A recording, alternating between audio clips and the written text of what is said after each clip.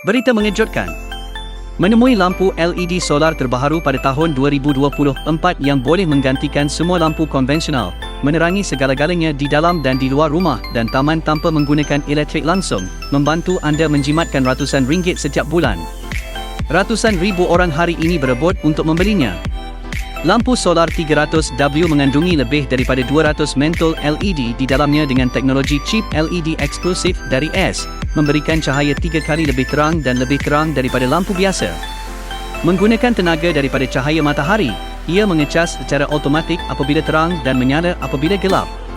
Keupayaan untuk menerangi selama 12 jam secara berterusan.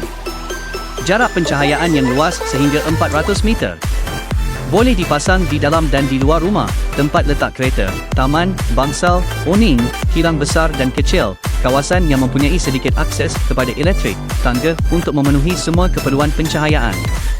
Reka bentuk kalis air sepenuhnya mengikut piawaian IP65, malah ia berfungsi dengan baik di bawah air pada kedalaman 2 meter, sangat tahan lasa, mencabar semua keadaan cuaca. Saiz padat, mudah dipasang, tidak memerlukan pendawaian yang rumit. Jangka hayat lampu adalah sehingga 50,000 jam bersamaan 10 tahun tanpa kerosakan. Hanya hari ini, pita kalis air percuma untuk 99 pelanggan yang menempah terpantas, diskaun 40% dan penghantaran percuma. Waranti 1 tahun, 1 untuk 1 pertukaran, refund jika tidak seperti yang diharapkan.